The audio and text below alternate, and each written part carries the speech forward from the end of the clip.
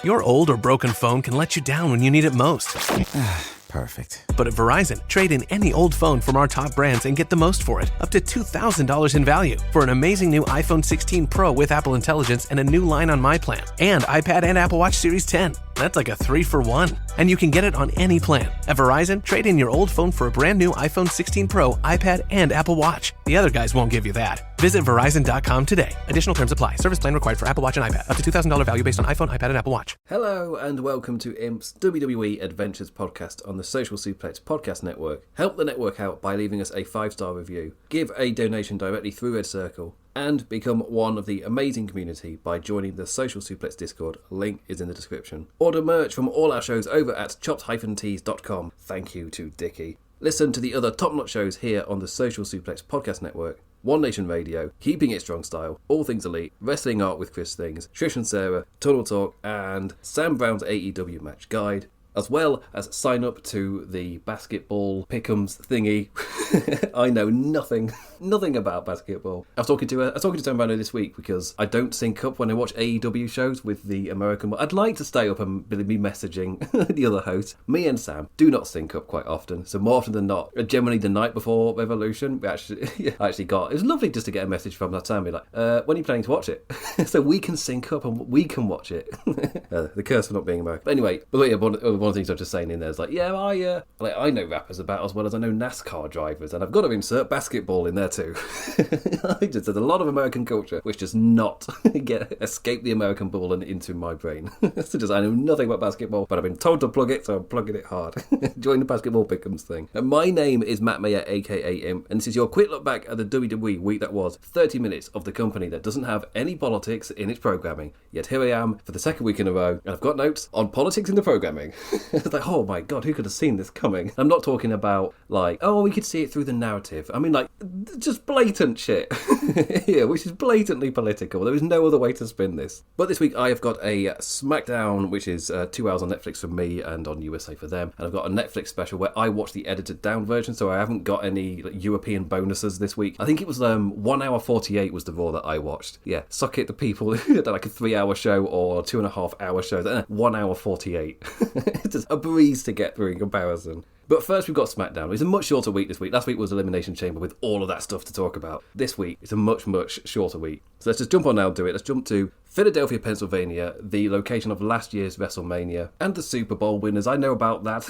I'm not completely oblivious to all America sports. But let's jump on over to a Smackers that actually felt like a WrestleMania road affair. It's like, oh, okay, thank God we're past the era of just not a lot of stuff happening. at least the segments now, we're driving towards WrestleMania. We're on that road. So let's jump on over. John, here I am holding this championship. It is not heavy enough. Here I am holding this championship as I have done for the last 300 and something days. John, I know you're watching.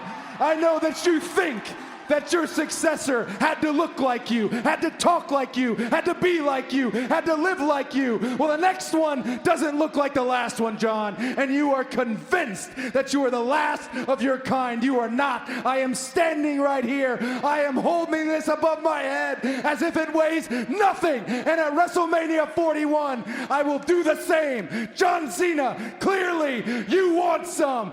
Come and get some. That's right, we're starting off with Cody Rhodes and the Booboo on his face, making his first appearance since Elimination Chamber, where he got beaten up by the evil three, Travis Scott, John Cena, and The Rock. Yes, Travis Scott, damn you! or John Cena, I guess that he's going to be the actual man of ire.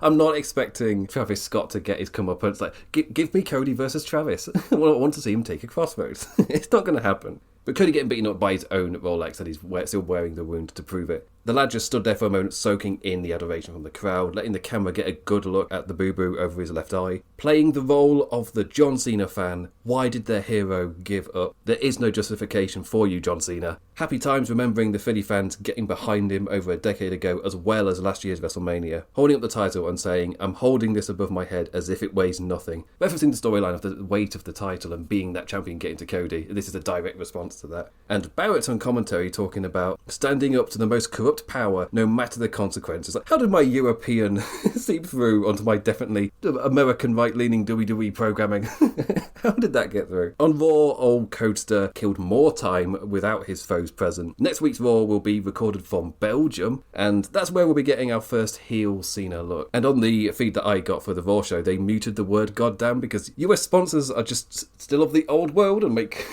if you can say shit, then you can say every other word that's technically lower down the list of what counts as a swear. If you're going to make a tier system with the C word being top, and for over here in the UK, I guess. Tangent. It's because I talked about it last week. In terms of what's allowed in movies. I've not actually checked for TV. Cody Rhodes promising to beat his own hero and not allow Cena to reach title number 17. I'm the captain now, John. And that's how his week ended on Monday Night Raw. Did a pretty good job of showing where Cody Rhodes' character is at after the Elimination Chamber and set us up perfectly fine for Belgium. I feel like the reception of how it goes in Belgium is almost a tell-all bit, because I was a little bit worried about them stretching it out. After the Elimination Chamber, I found out they weren't going to be on it for 2 weeks. I was like, oh, that's maybe a momentum problem. When I learned that news, I didn't know that this week's Raw was going to be from Madison Square Garden, so they could just pack the card with stuff, meaning, like, it's fine.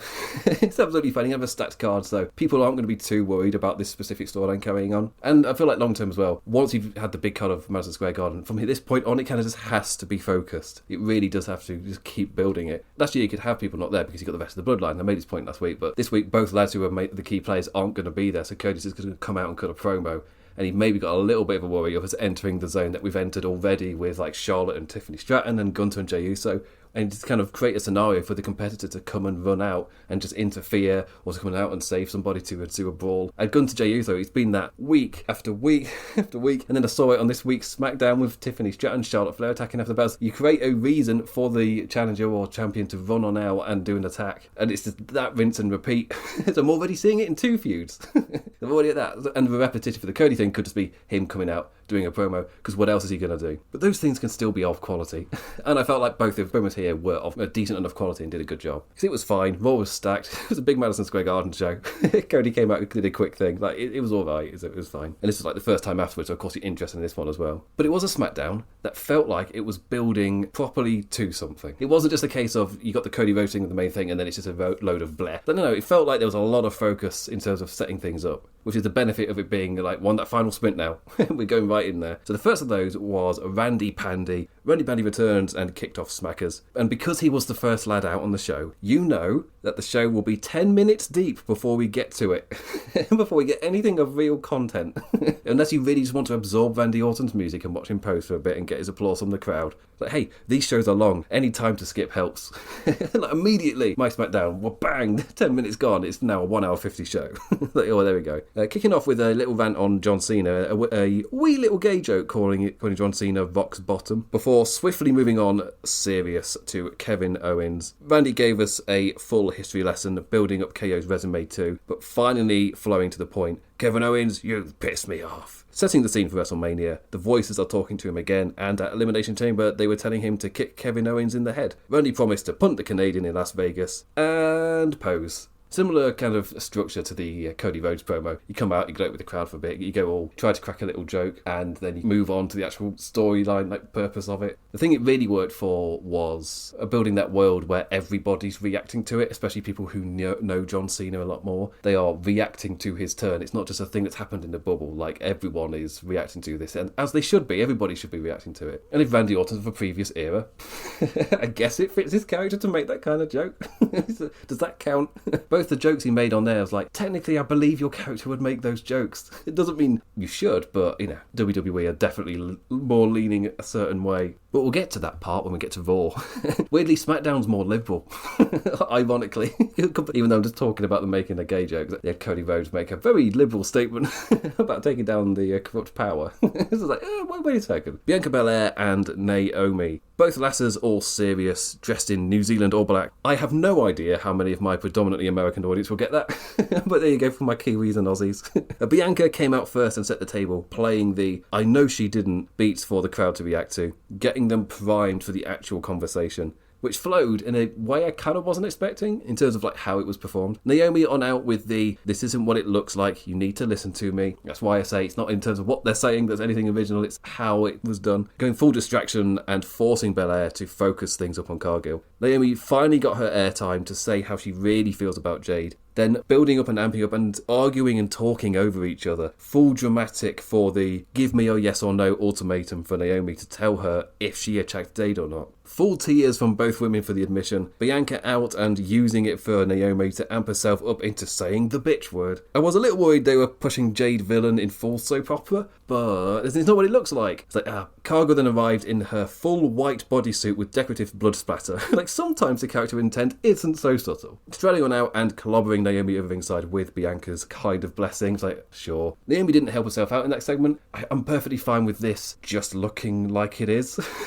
Like, that's absolutely fine. I don't need this to have soap opera twists and things. I don't need it for Jay to eventually be actually painted the baddie and then you get your emotional welcoming back for Bianca and Naomi down the line. I don't need it. For me, this is absolutely fine. If Jade's the superstar you want to build, as much as I love Jade as a heel, I feel like in WWE it can really work. Almost a similar note with Cody Rhodes, like all of the notes Cody Rhodes in AEW in terms of just fans starting to be able to read some of the fakeness, whatever. All of those notes work in WWE, and they did a really good job of playing to Jade's strengths in AEW. But in the negative, for me, they're all positives in WWE. The way that they like their characters to be, the way that they like the performers to do, I feel like they're mostly positives. So I can definitely see the more superhero aspects of Jade Cargill really, really working.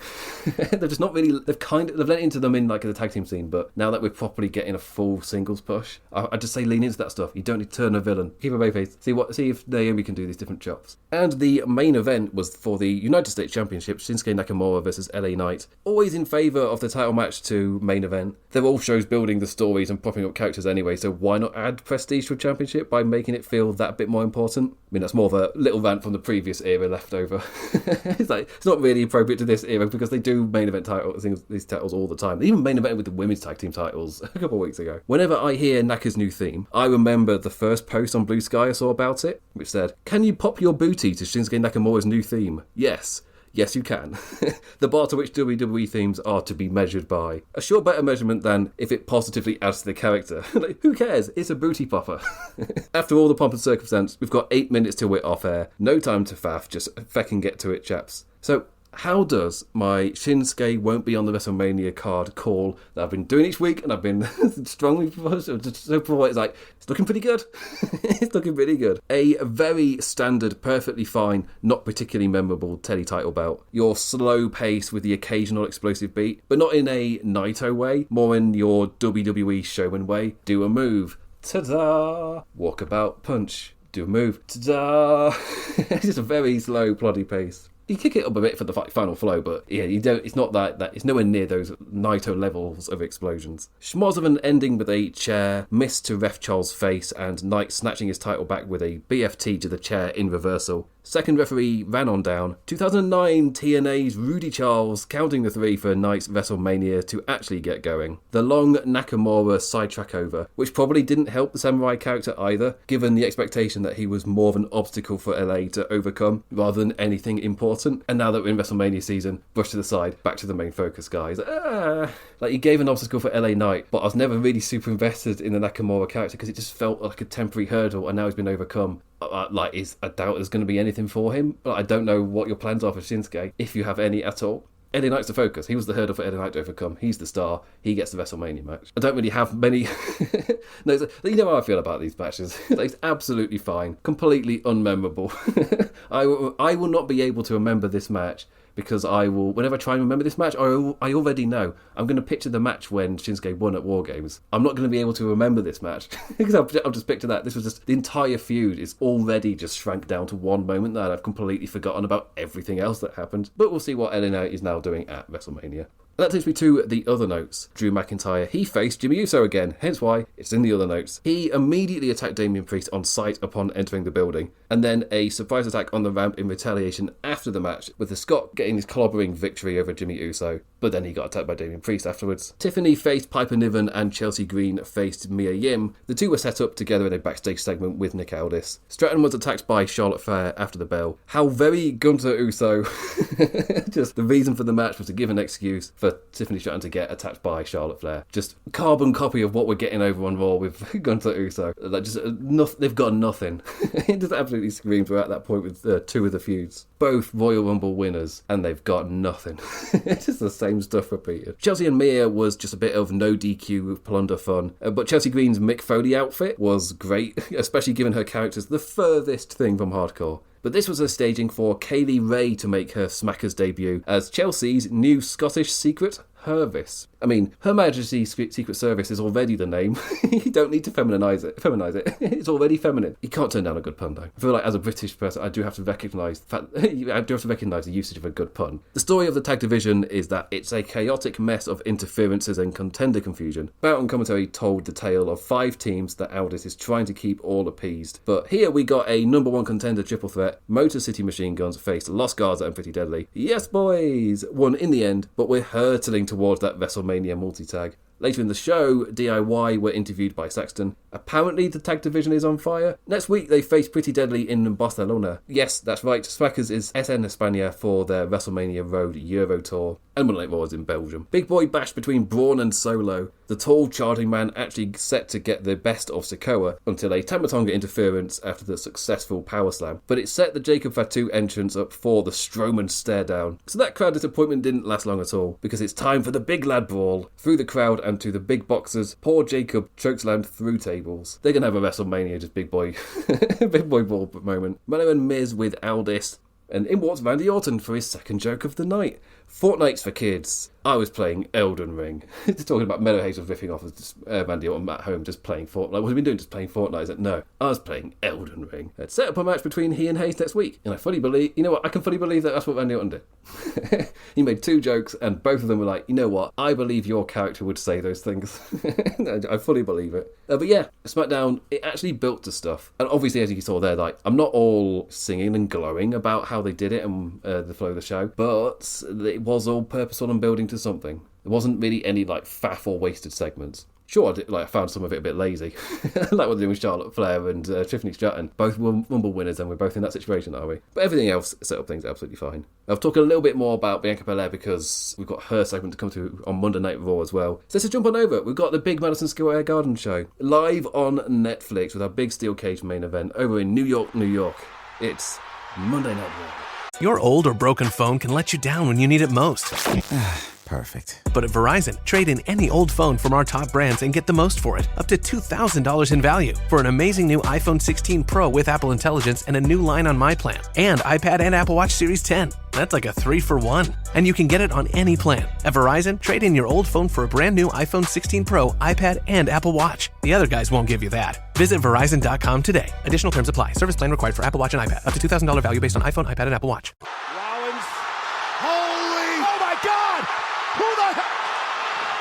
Roman Reigns, our tribal chief. I'm not calling Nostradamus. The shows have been doing everything they can to tell you Roman Reigns was showing up here without directly telling you. If I was like a scammer report site type of thing, pure clickbait stuff or whatever, I could have gone, oh, there's reports going around that Roman Reigns is going to return next week. It's like, it's not reports, they're telling you. It's one of these where you can pick it up by just watching the show. Also, with this steel cage match, watching this after the violence of Fletcher versus Ospreay was quite the whiplash. Like, just difficult to feel anything in comparison. An unmatchable shadow. A match that was so very WWE. Kicking out of finishers, pausing for dialogue, moments to pop for, but aside from one 3-minute section, I wasn't having any emotional reaction related to the characters. That's the AEW magic, an ability to actually make you feel rather than just excitedly pop and cheer. Both have their place, like, don't get me wrong, but the AEW method bloody well casts a much more impactful shadow. Case in point, WWE's cage was a setup for an interference angle. The cage match itself isn't even a talking point going forward, it's just a staging. Whilst in AEW, it was the close, as in this is the end of it, so it's going to be super violent because it is the end of this violent chapter. Kind of like the Hell in a Cell was used for CM Punk and Drew McIntyre. But it was just very strange watching. AEWs have this ability, they emotionally draw you in, but then it's also that, like a fear feeling as well. It's like where you go, oh no,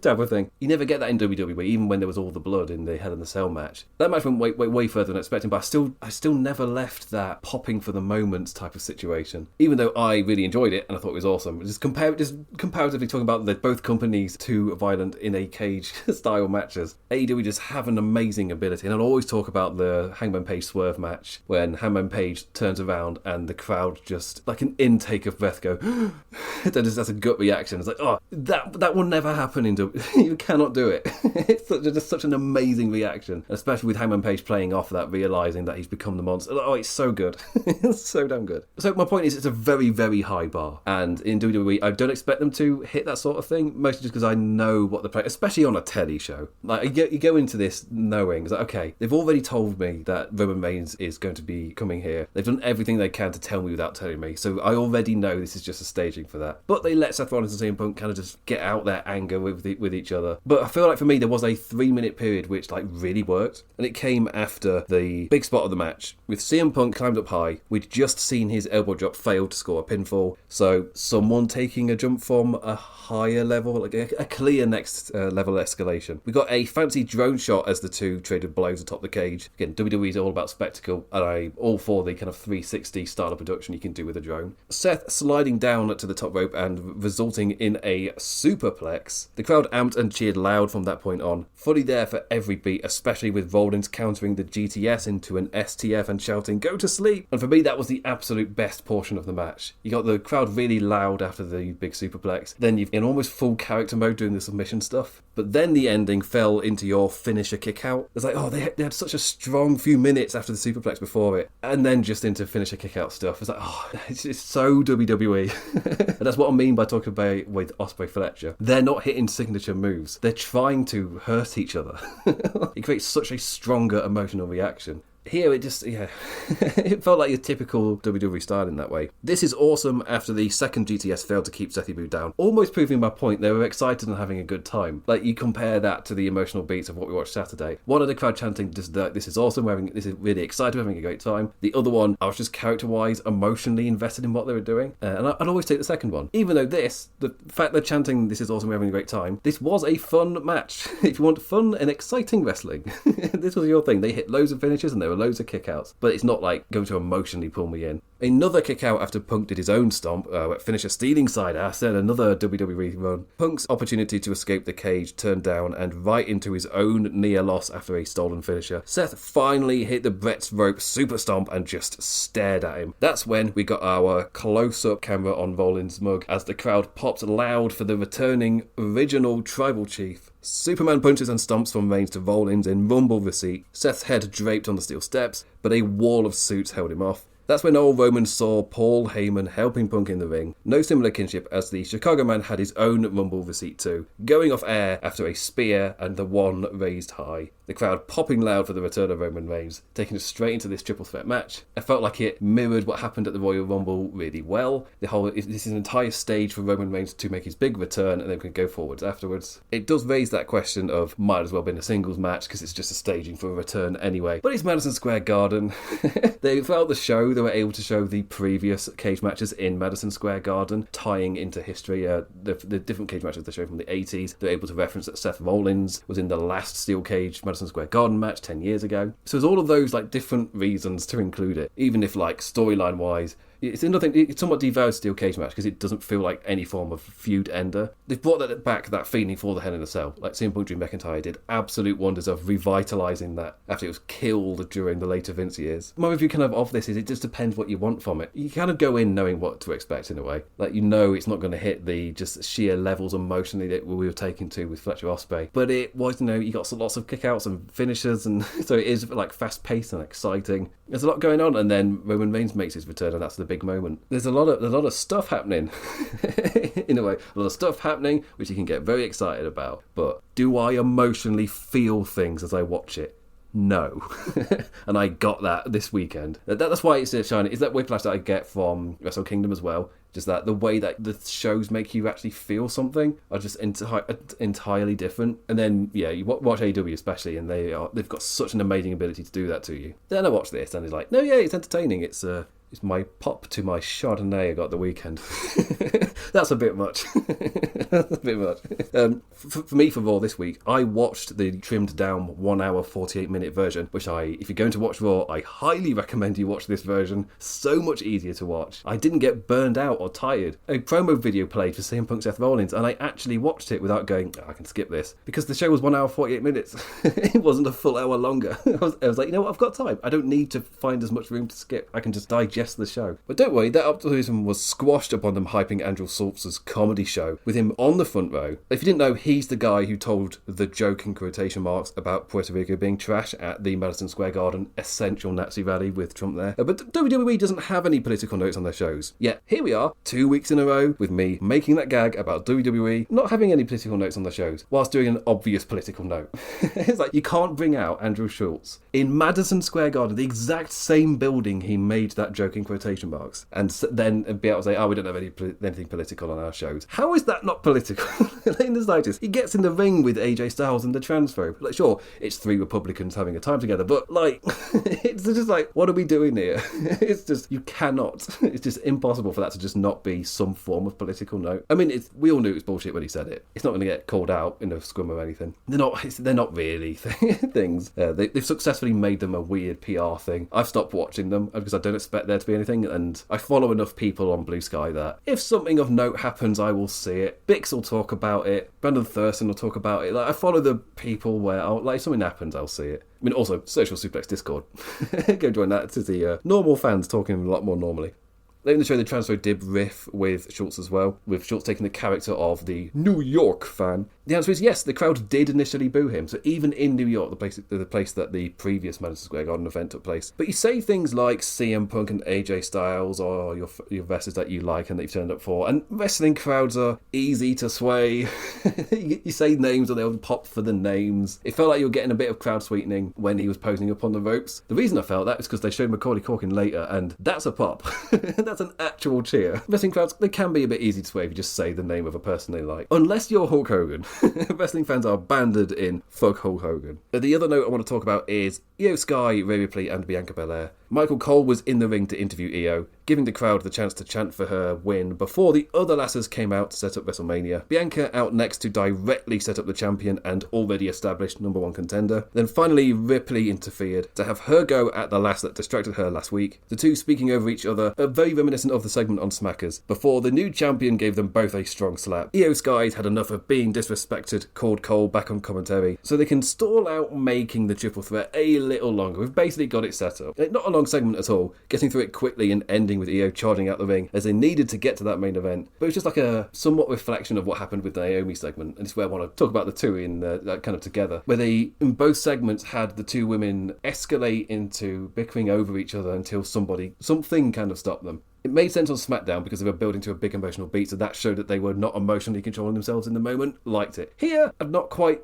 it doesn't quite work for me just because of what I know for Rhea Ripley's character. This doesn't make her feel like that strong, dominant mammy character that we've all come to love. That character, in terms of what happened last week, doesn't come out bickering the next week. It's somewhat like a little shift in the character a bit. It makes sense in terms of what they're setting up to try and get to the triple threat. So it's one of the, I don't know if I had a bit of a nerdy reaction going, doesn't particularly feel true to the character. Like, I guess the character's had a shift. You're telling that story of her just being a bit paranoid after leaving Judgment Day, not just being anywhere near as confident, and this would show being a bit more emotionally unstable and not as sure as yourself. But for me, the Rhea Ripley character works the best when she's the overconfident, sure of herself, kind of a dickhead, like an Aussie dickhead. Like it works really well for her. Just thought I'd point out that both women's segments that they've built pretty big this week, both had them escalating into bickering over each other. So it's maybe keep an eye on it to see if any of these notes continue. And that takes me to the other notes. Jey Uso opened the show beating Grayson Waller. I genuinely only paid half attention, with my focus taken up on writing my notes for how I wanted to word my notes on Schultz. Madison Square Garden got to yeet. I can't lie, Uso really works as a show opening lad to awaken the crowd. Gunther choked his #1 contender out afterwards. Almost feels like this match is destined to open night one. Prove me wrong, WWE. Make it feel like a bigger deal. God, New Day's new theme is still such a disappointing generic track. They tornado tagged against Rey Mysterio and Dragon Lee, remember him. Definitely not Chad Gable in a lucha mask interfered and cost the LWO. Later in the show, as Chad was arguing with Kathy Kelly about it being a different lad in the same outfit, A different lad in the same outfit and mask got escorted out by security. Almost screams of an angle that's just inserting weird twists just because.